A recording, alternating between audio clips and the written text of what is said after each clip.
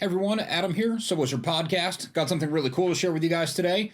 Amazon Studios was kind enough to give us a sneak peek, a look ahead, whatever you want to call it, at Hannah Season 3.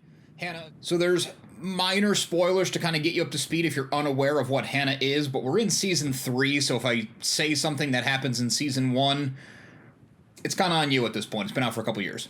Anyway, Hannah, at the time the series starts, is about 15 years old. She lives with her father, Eric, who's played by Joel Kinnaman, and does a great job in the first season. Eric's job was to kind of seduce women, pregnant women, single women, and have them essentially sell their babies to the CIA for this, secret project they were working on. And they enhance the kid's DNA trying to make the next super soldier. And this doesn't get as big as, Captain America. There's no super soldier serum to that degree. But Hannah is not an average 15-year-old girl. Part of it is because Eric's the only person she's ever really known, and he's trained her up to be a weapon to get revenge on the very agency that he worked for. He had fallen in love with Hannah's mother, rescued her. Bad things happen in the rescue attempt. Hannah is played by Esme Creed Miles, and I hope I got that right, E-S-M-E. Esme really carries the weight of the whole show on her shoulders. She's, the star. She is Hannah. But there's a great supporting cast. I already mentioned Joel Kinnaman. Dermot Mulroney comes along at one point, and he's in it with a pretty decent-sized role. And Muriel Enos, who was with Joel Kinnaman in, I believe it was The Killing, and she is a phenomenal actress. So much so that I think she was almost wasted in the early part of the series. But as it goes on and they develop her character more, she really gets to do a lot more, which is great. And there's a ton of other people. It's this whole wide world. It really kind of becomes Jason Bourne with a coming-of-age story. Esme knows who she is. There's no, I can't even think of the word. There's no memory loss involved in this one. But she only knows who she is as far as being trained for this one specific thing. She doesn't know who Hannah is as a person. And that's kind of her character's journey, exploring it into this wider world. So Season 3 has her working now with Marissa, which is Enos' character, is this kind of undercover thing, but who can they trust, who can't they trust? Dermot Mulroney is who can they trust, who can't they trust, very much so in Season 3. She's still carrying out missions. She's still a super weapon. She knows that's kind of her role. She's almost made peace with the fact that that's what she does, but it's not this, I know who I am, I'm this hero, I'm going to follow this. She's very conflicted.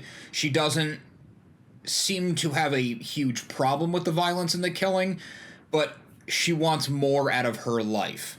And part of that is Hannah wants relationships. She wants to be close to other people. She wants to belong. She's falling in love. She's at that age. She's getting to her older teenage years where all of that is age appropriate, and it's kind of been denied to her the whole time.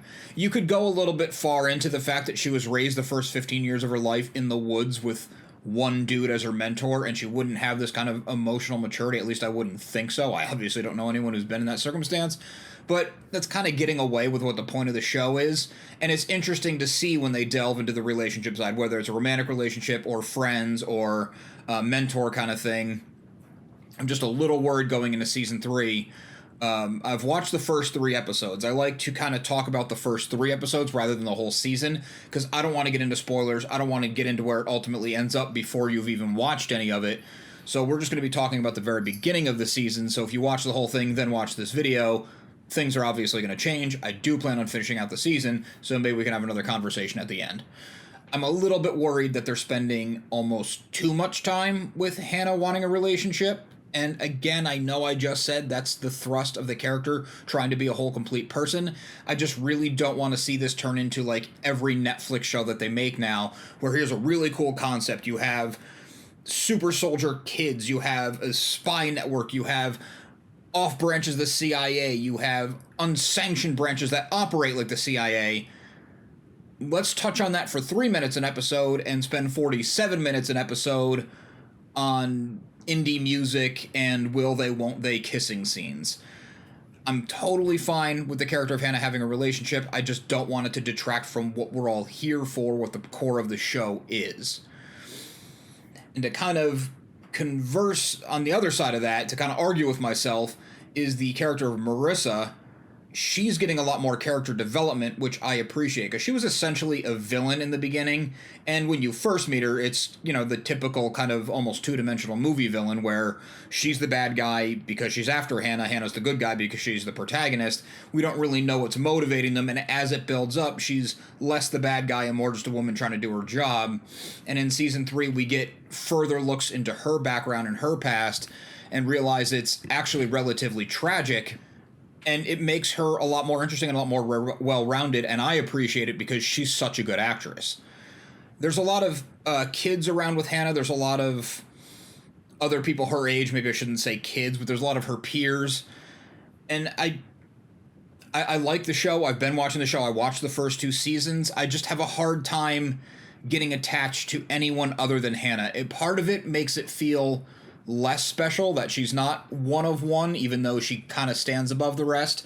And part of it makes it, I don't know if these people are going to stick around, so how much time do I invest in their stories for Hannah to be on to the next thing, because this is very much a travel show. She's always moving around. There's a bit of a home base in this one, but she's kind of on the run. And that being on the run, that moving around, and the multicultural aspect of the show makes it feel really big. It makes it feel worldly. It is that kind of Jason Bourne thing where you're following an American because it was made for American audiences, but he's going all throughout Europe. And it's not just the tourist sites. He's not just at the Louvre. He's not just at the Eiffel Tower. He's not just, you know, in Rome. It's going through actual Europe as people live, and it's multi-language, there's multiple accents, and that does give this grand scope to the show that could easily feel like a bunch of conference rooms and hallway fight scenes. So it's cool to see that in season 3 they're still going for it, they're still getting out there. So far I'm enjoying season 3. Like I said, I will be finishing this up. I kind of want to see them having more of an end game in mind.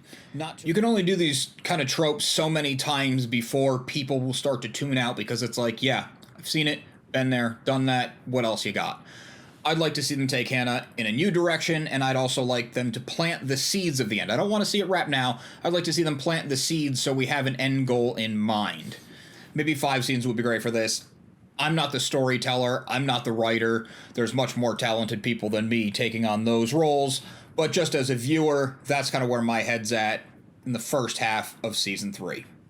I want to thank Amazon Studios for giving us the opportunity to review this material. I hope you check it out. Hannah is a really good show. At least watch the first season, see if it sticks with you. There's some really good performances in there, some really cool action. Don't really bother with the Hannah movie. I saw it. It was honestly pretty forgettable. The show does a much better job telling the story. We have a lot more of these, hopefully, coming. We have a very big one coming tomorrow at the time of this posting, Tuesday, November 16th, so stay tuned for that. Make sure you like and subscribe. You're not going to want to miss out. We also have interviews, unboxings, reviews, recommendations, all the usual good stuff. Just dipping our feet in some new water here with these Amazon Studios releases, which is amazing. Also, make sure you listen to So Wizard Podcast every single week wherever you get your podcasts. So Wizard Podcast can also be found on Patreon, where for as little as $1 a month, you get multiple monthly bonus shows. SoWizardPodcast.com is your resource for reviews, recommendations, videos, merchandise, and more. We love hearing feedback, so drop us a note in the comments, leave us something on social media. All the accounts can be found after the show and in the show notes. And on a more personal note, a good friend and I have an ongoing comedy comic series. It's called Social Studies. It's a slice of life story, takes the high school experience, kind of goes into the ridiculousness of it, the stress of it, everything felt so monumental, and we shove it all through the prism of the 90s cartoons that we grew up on and love. A lot of our inspirations are in there, you know, Nicktoons, Ed and Eddie, Recess, Calvin and Hobbes, of course. Lots of good stuff in there. You can check all that out at socialstudiescomic.com. Thanks.